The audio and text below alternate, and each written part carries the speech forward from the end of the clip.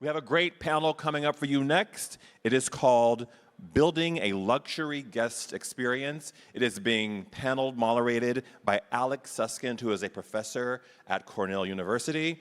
And this panel is being sponsored by our fantastic AV partners who have created, as you can see, a really beautiful backdrop for this event to happen. So I can't wait for you guys to hear from Alex.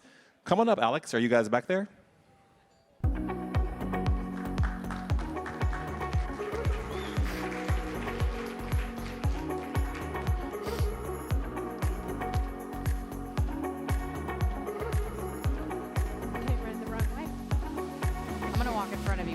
I'm sorry? I'm going to go in front of you. Of course, of course. Well, good afternoon, everybody. Welcome. We're really excited to be here. I'm Alex Susskind. I'm a professor at the Cornell Hotel School, and I'm also the senior director of the academic programs there. And I just want to let you know that we spend a lot of time thinking about the full-service luxury segment at Cornell University. We think it's really important, and we're really excited to have this all-star panel here with us to talk about how to build a great experience for our guests and actually for our teams. So why don't we go ahead and get started with Amanda to my left. Sure. My left. That's okay. right. Yeah. I'm on your left. Yeah. Hey, everybody. Amanda Armstrong, SVP of Brand and Community Engagement with Encore. Encore is a event production company. We create, design, and execute events all over the world. And who do we do that for? Many of you actually in the room are very valued venue and hotel partners, as well as our direct customers, which are event planners, association, corporate, some third-party and agencies. But I guess the question is, why do we do it? Well, we believe that events connect and inspire people, and those people go on to transform the world and create positive social impact. So I'm excited to be here today to talk about this and with you all in the room, and then also hello to everybody online joining us digitally. Frank? Hi, I'm Frank Giacomini. I'm the Vice President of Restaurants, Bars, and Events for the Lifestyle Portfolio at Hyatt Hotels. Lifestyle Portfolio includes Andaz, Alila, Thompson, Joie de Vivre, Hyatt Centric, Captioned by Hyatt, and our Unbound collection. Good morning, everyone. My name is also Amanda Frasier. I work as President of Ratings for Forbes Travel Guide, and our responsibility in my team, a fantastic team, we oversee and define and redefine the standards that we use to evaluate hotels, restaurants, spas, and now ocean cruise ships for their 5-star ratings, 4-star ratings, and recommended ratings. Excellent. Thank you. Christof? Great morning, everyone. My name is Christof Pignet. I'm the VP of Client Experience for Jetlinx. In my, if you so will, former life, I used to be a general manager for a dual Forbes 5-star property in South Florida. And within the last 2 years, I've pivoted into the private aviation space. And I'm now responsible for the client experience at our wonderful Jetlinx. Excellent. Well, thank you for that introduction. And we just want to let you know that we were trying to get 2 more panelists with the names Amanda, but they weren't available. No. So we're going to stick with what we have now. Thanks for subbing in, guys. So we're 50%, almost 50% Amandas on our panel. So anyway, so the first question is going to go out to Christof, and really what I'd like to have you address, and then we'll have the rest of the panel chime in as appropriate. So could you talk about how you've changed, adjusted, or modified the service delivery that you're doing, the product and service stuff that you're offering to kind of create that, that wow for your guests? What are you doing? What are you doing now? And how is that maybe a little bit different than it was a couple of years ago before that little thing that happened? That little thing that happened that actually quite changed all of our lives, changed our lives collectively as a society, changed our lives personally, individually, changed our lives professionally.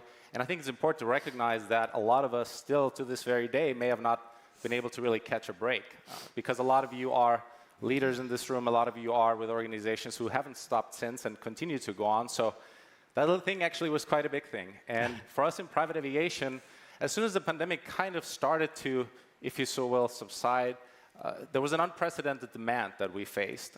More people wanted to fly private than ever before, and we had another 500 planes. We could have also put those in the sky too. It was beyond what anyone has ever seen, and I think hotels have then started to experience the same thing throughout the year of 2022 too. So very quickly we were faced with an important decision. And we made that decision quite consciously. And that decision may seem to some counterintuitive for a for-profit organization, that is to actually literally run away from revenue.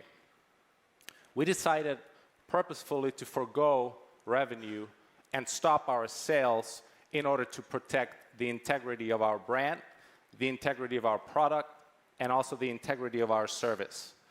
Most of all, though, it was to protect our team members.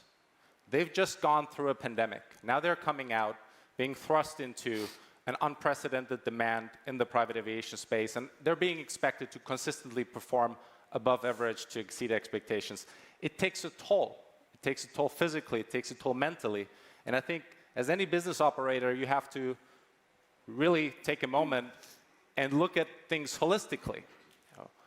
While it'd be nice to have all these additional revenues and sell more jet cards or have more guests in your hotels, the question is, can you actually service them at the level that they expected, and is your team able and capable to provide that level of service? How are they feeling? How are you feeling? That's something we need to talk about a lot more often.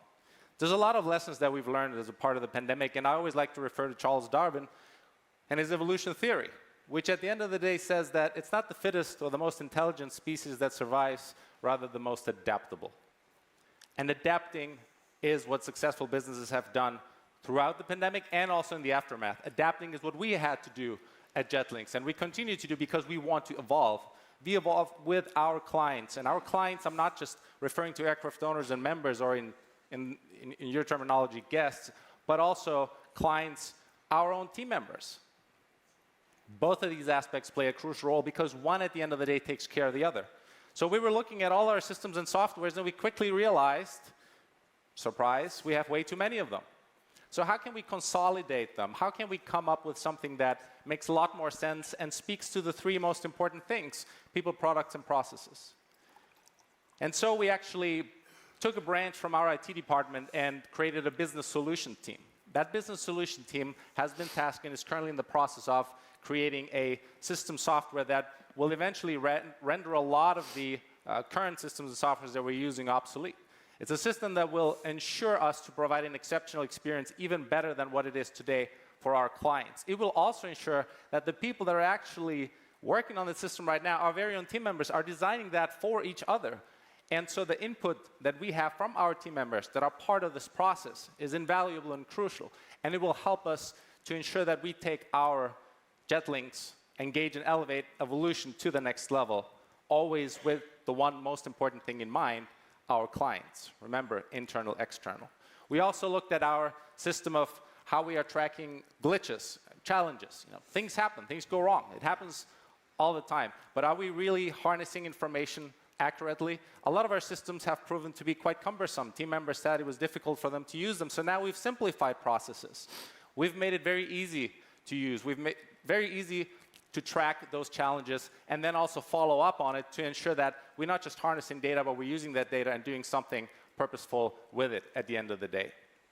So there's a lot of learning lessons, but what we have seen most above anything else is that clients want to go out there. They want to enjoy, they want to travel, they want unique, bespoke, personalized, custom-tailored experience, even more so than they ever did before. And they're longing for that human touch.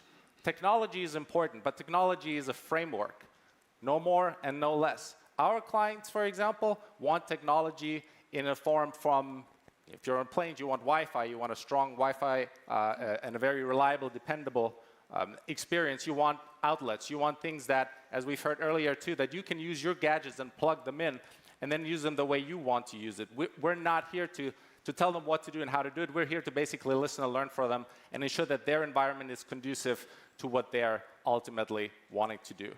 And so we continue to evolve through this process, and we continue to listen and to learn, speaking to our team members, speaking to our clients, to make sure that we have exactly what it is that they're looking for and not what it is that we think they should be looking for. Excellent. Thank you. Thank you for sharing. And so you identified a few things that are important. You identified the guest experience, but you also identified the employee experience. We're actually going to get to that later on. But what I wanted to do now is dig in with Amanda and let Amanda talk a little bit about what she's seeing with some of the value drivers that you mentioned, the importance of some of those elements, wellness, ESG, all of those things that guests may or may not be looking for. And I also just want to pepper in one other nuance is the demographic differences. And I'll just use myself as an example where, in case you're curious, I am a consumer of luxury experiences. I look forward to it, and so are my children. So my children are the next generation of folks who will be your consumers. And so my needs are very different, and the things that are important to me are very, very different, and my children have a very different view of what's important to them. Well, they hang around with me while we're luxurying. Is that a word? Did I just make up a new word? Luxurying. Okay, I did. Sorry about that. But there are nuances that have to be addressed, and we have to build that in for the long term to work. So, Amanda, I'll just, framing that, let you kind of chime in. Thank you so much. And thank you, Christof, for your opening. So I think, at the end of the day, one of our taglines at Forbes Travel Guide is we verify luxury. And that is a pretty lofty statement to have as a company. And something that's really important that we recognize and is our responsibility in ratings because of the responsibility to refine and continually redefine luxury through our standards is to know that luxury is never static. And I've heard it in some of the panels this morning. It's different to different people and also because of demographic. However, when we're creating a framework in our system to measure that and establish what it is, really what we're seeing right now is that there are 4 key strategies that I know we're embracing at Forbes Travel Guide across our whole company, and 4 key strategies that we believe that everyone should be embracing, and what we're seeing would make so many brands and properties even more successful than they already are. Alex, you touched on 2 of them. The first one that we're really focused on, and we started to obviously pick up on this at the very beginning of the pandemic. So when travel stopped and we stopped traveling, we turned our attention to wellness and well-being. We know that guests are hyper-focused on that, so we have been focusing a lot on creating a set of standards that really drive what it means to live well, because guests need to feel that how they chose to improve their health and wellness at home during the pandemic when they couldn't travel, that they can continue that without disruption when they travel. And to Christof's point, not just for the guest. I've heard a lot this morning as well about the guest is the most important thing, and let's do it for the guest. But whatever you're doing in your wellness program for your guest, make sure that's back of house for your staff as well, because that feeds in to the guest experience, even if you don't realize that kind of in the moment. Second, ESG, or as we like to call it at Forbes Travel Guide, environmental responsibility.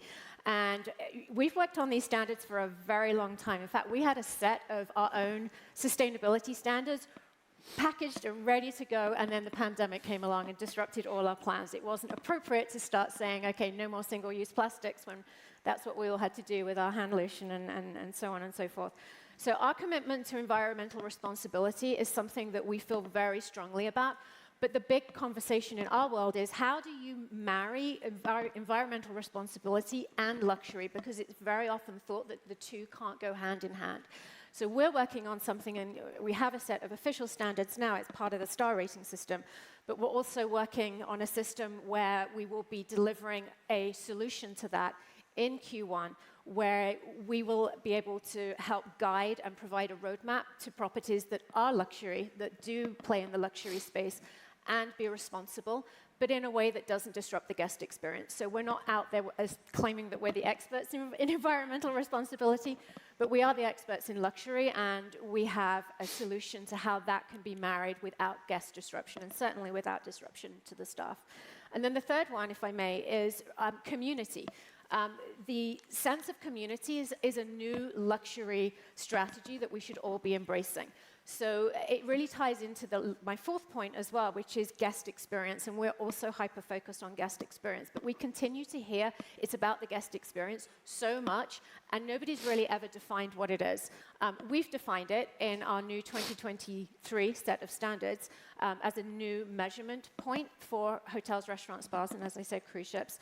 But really, it's to help authenticate, and we've heard that word a lot as well, is to help authenticate what it means to have a genuine guest experience. And yes, there's all the things we know that we do on property in the moment at the time to deliver that kind of next thing so the guest doesn't have a job to do.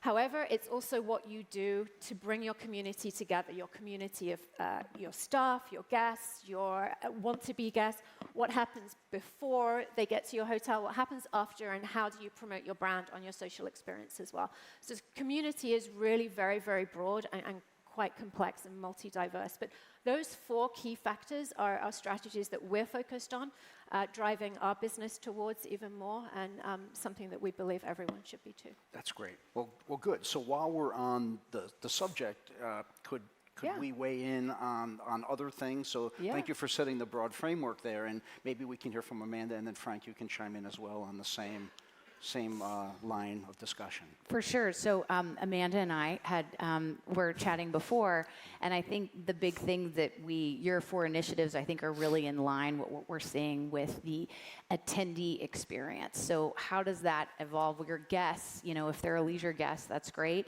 but many of them come to properties to want to have an experience, and it's a meeting experience, which is what we do and what we design. So we agree, I think, with Forbes on those 4 areas. And then when you were talking about your kids, so you're designing events and guest experiences for multi-generational customers or attendees. And one of the things we've been focusing on is Gen Z and what do they want? And they are digital first.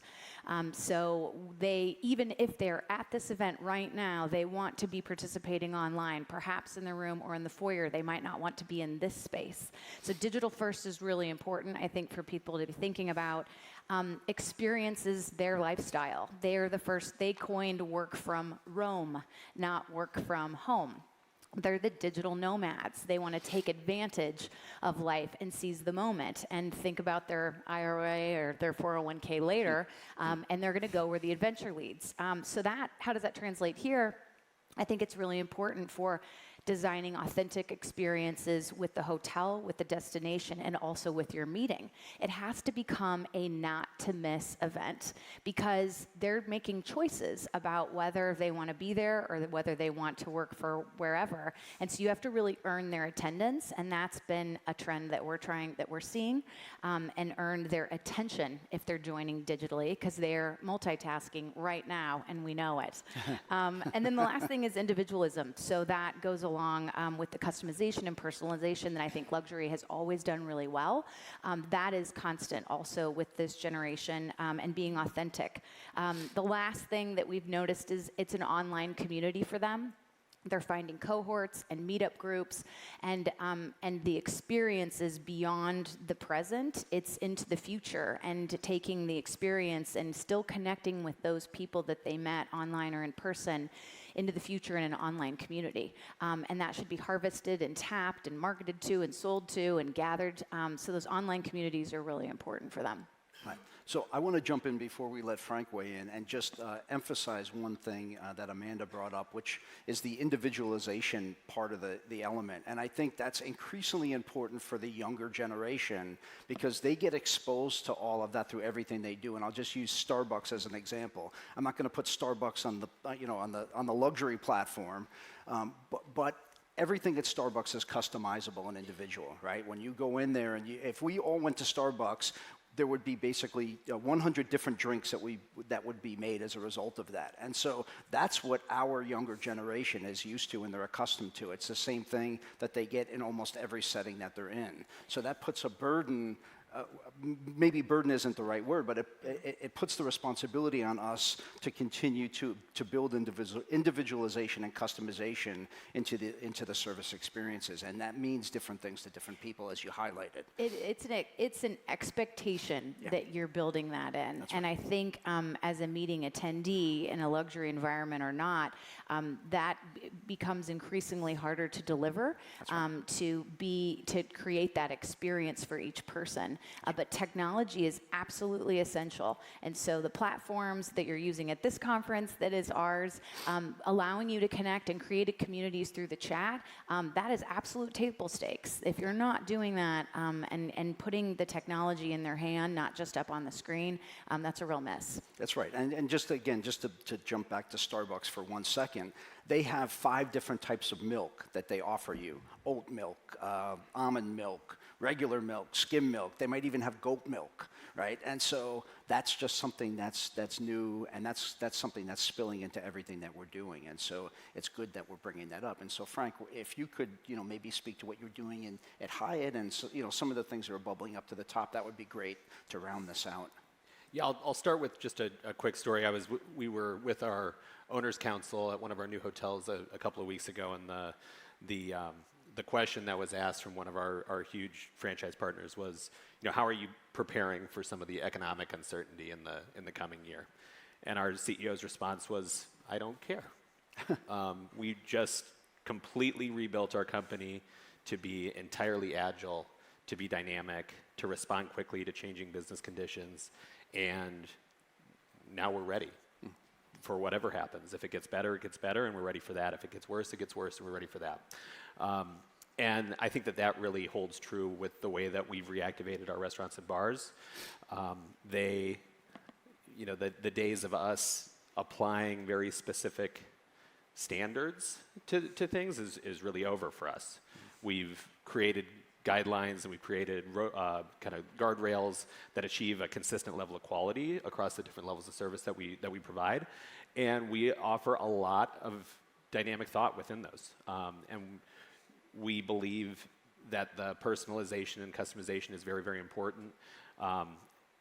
It informs all of our communication tactics. We've extended the communication cycle dramatically to meet people earlier, to do a lot of pre-arrival, to do a lot of pre-reservation for our restaurants, to know more about the people that are coming in, so that we can be more anticipatory and more ready to eliminate friction.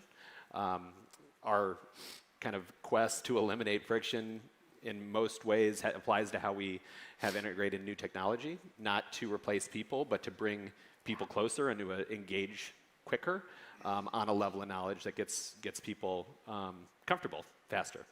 And I think the other piece is, the business that I do, starts with coming up with concepts and doing things very early stage when we're developing new hotels, and honestly, it's kind of a broken system.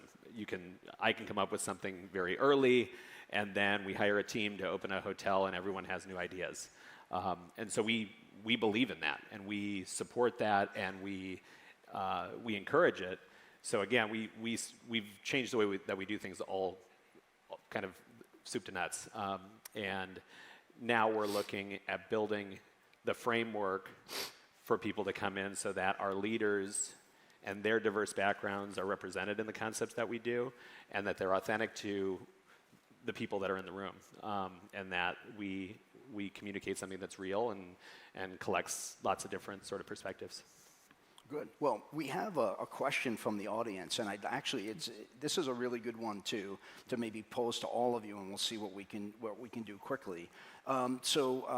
From Noah, basically he'd like us to grade how well we think hospitality has been doing on some of these things like wellness, sustainability, community. And, so how are we doing, right? So, I don't know, do we like a 5-point scale? Let's put it on a 5-point scale. What do we think? Is this Noah? Oh, hi, Noah. Hi, Noah. Guest experience. 4 altogether. So wellness, well-being, environmental responsibility, community, and guest experience. Yeah. I kind of merged these last 2, yeah. So that they want to understand, yeah. So how are we doing on those 4? Yeah, so let's give it a grade. Okay. I mean, I'll give you a little signs to hold up. How about that? Okay, let's talk about wellness. How about 1 through 5 stars? Oh, stars. What a good rating There we system. go. Yeah. You see? Look how dynamic we are. We're evolving as a panel. That's awesome.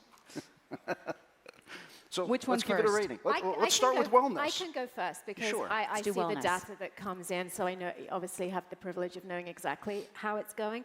During the pandemic, even though there was a marketed commitment to well-being and health, actually, we saw cleanliness and condition scores go right down. All scores actually dipped off, performance scores, whether it's service or facility, and that really just speaks to the fact that it was a very challenging time. It's not because nobody didn't know what they were doing. It was just a very difficult time to get staff to comport themselves in an environment that was very, very stressful.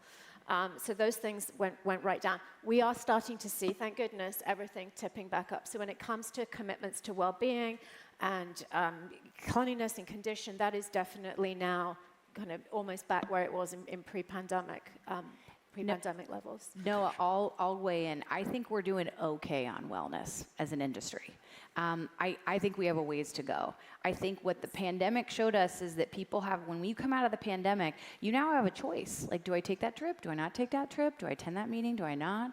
And I think we were really over-indexed on doing a lot of things and a lot of travel. Okay, you're nodding with me. Okay, we're tracking. And so now I think it's harder than ever. And we've been saying this, we have to earn their attendance to go to things because they now had the benefit of being at home and connecting with family or nature or whatever it was in the pandemic. So there is a real choice. And I think for us, I mean, with event design, it's making it really tough for our customers to create an experience that will get them out of the yoga pants and get them offline and have them come. And so what we have to do is design with community in mind. Are we creating communities for them to interact? How are we doing that? Are we putting wellness, as a center of that, offering activities, thinking about neurodiversity, thinking about learning environments? I mean, all of that impacts your experience as an attendee and as a guest. So I think that my fear, and I don't think it will happen, is that we go back to our 2019 playbook and think that that's what our standard was. I think we're not going to do meetings like that ever again. I think we've learned too much about ourselves and what we actually value in coming together, and it's connection. It's what we're doing right here and what you guys are doing out of, in the marketplace. And now as you're networking and you're having that in-person connection, and that's valuable. So that changes everything from event design, how much you program, how much you have education, how much you have network, all of those ratios have changed. So I think wellness is driving that change, and there's still room for us to grow. Okay, good. Frank? Yeah, I would echo Amanda's comments in terms of sort of guest feedback that we have. The data that we have tells us that our guests are as happy with us today, generally speaking, as they were pre-pandemic. Their expectations have changed. There's been a lot of programming in terms of what people have experienced and what's good or not good or great. And so what we're confident about is that we know that the expectations got a little bit lower because there was a general empathy around the challenging environment we were at. We saw that as a pretty short-term thing. And we're confident that we're growing in terms of offering at the same pace that the expectations are continuing to rise. And I think the expectations today are certainly higher from a wellness and well-being perspective. If I were to rate it, I think that the availability of wellness and well-being is good to very good. I would say that the quality of those offerings, there's a wide range. I think it's okay.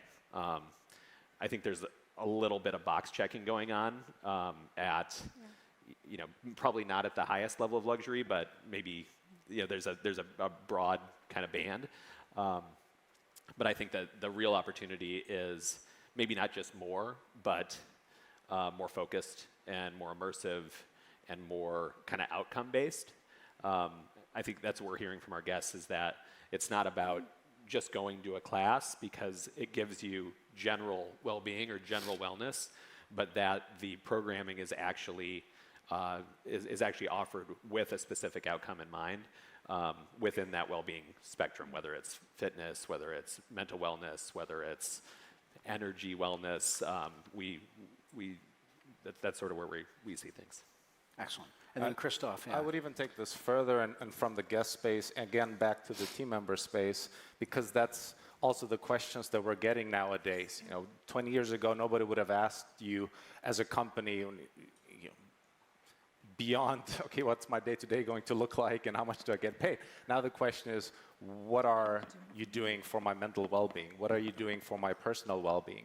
What are you doing for my family? Can I spend time with my family? How much time? Will this job role allow me not just fulfillment in my career, but my career to be a part of my life? No more life-work balance, work-life, none of this.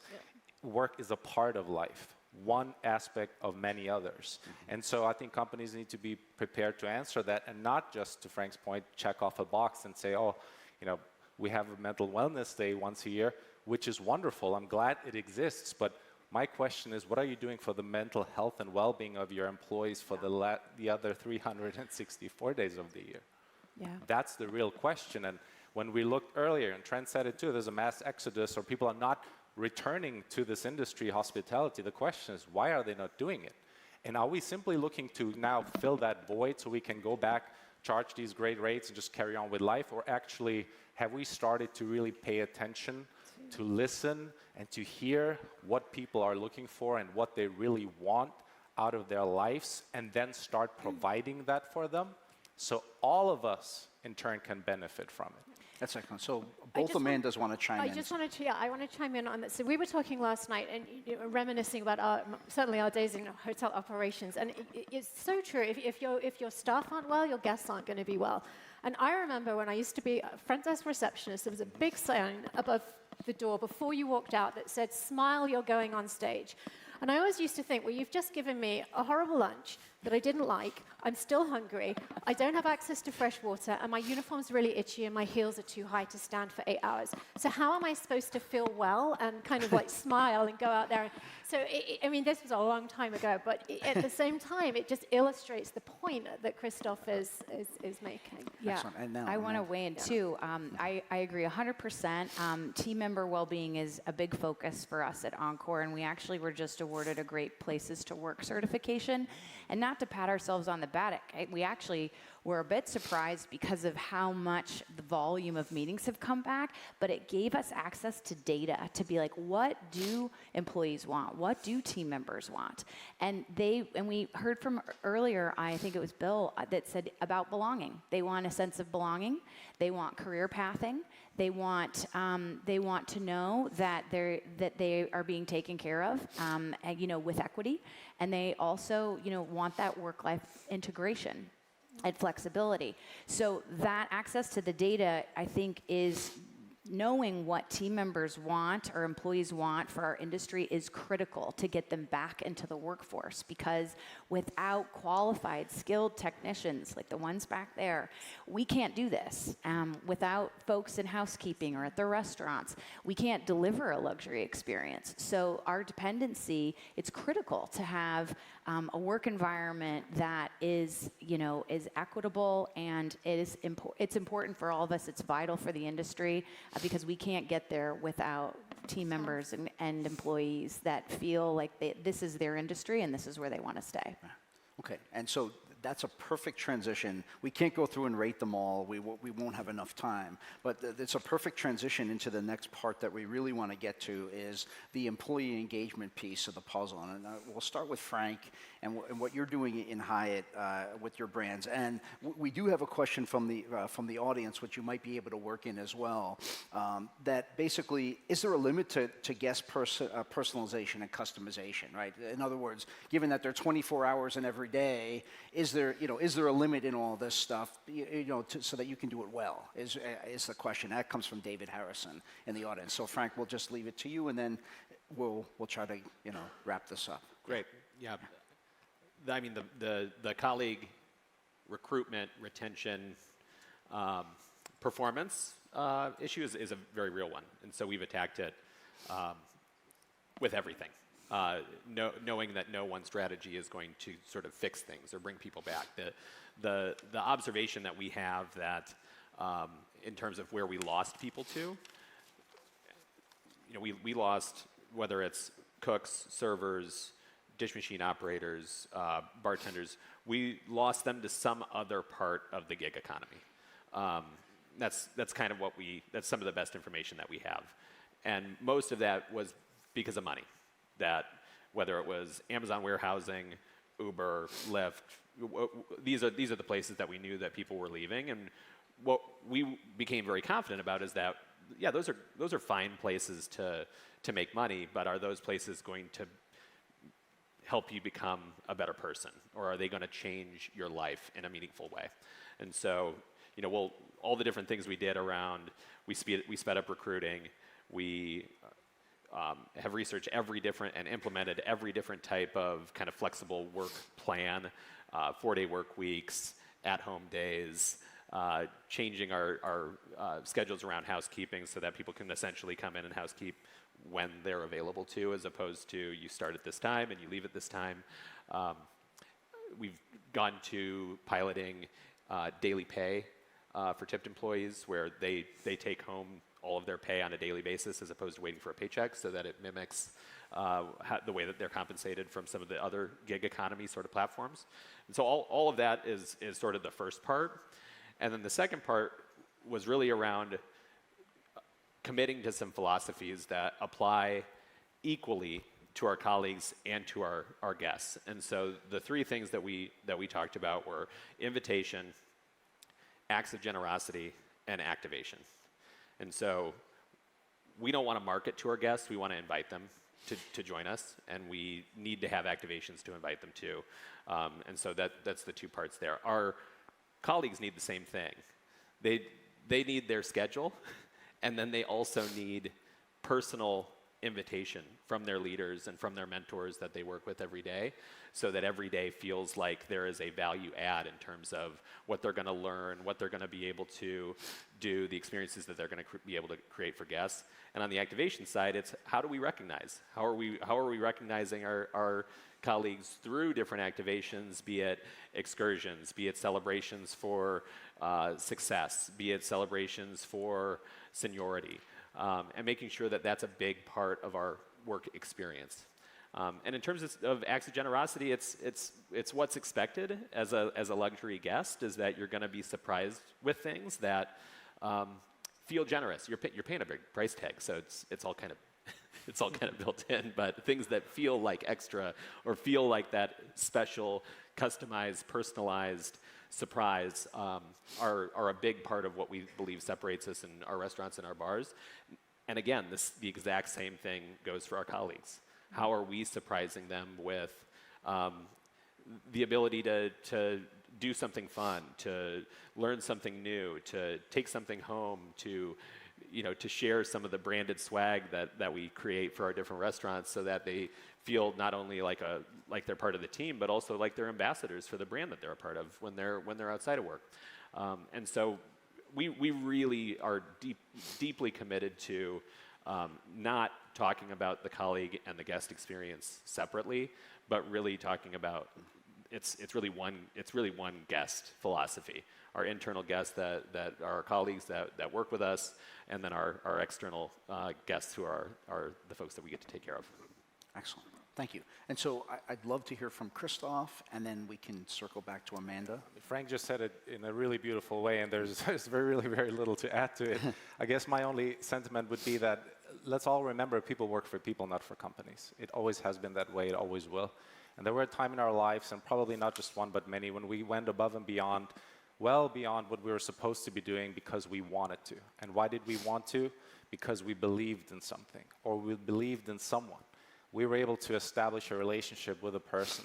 And once our heart gets involved, in addition with our head and our mind too, a lot of things are possible that you may have never dreamt are possible. So don't underestimate the power of the personal connection.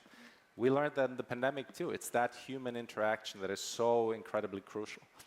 Being able to show transparency, vulnerability, having tough conversations, admitting fault and mistakes as leaders in front of our entire organization. That is true courage at the end of the day. And when we start evolving as a society, as a company, as individuals into that realm, we have an opportunity to really adapt and continuously evolve. Excellent. Okay. Amanda?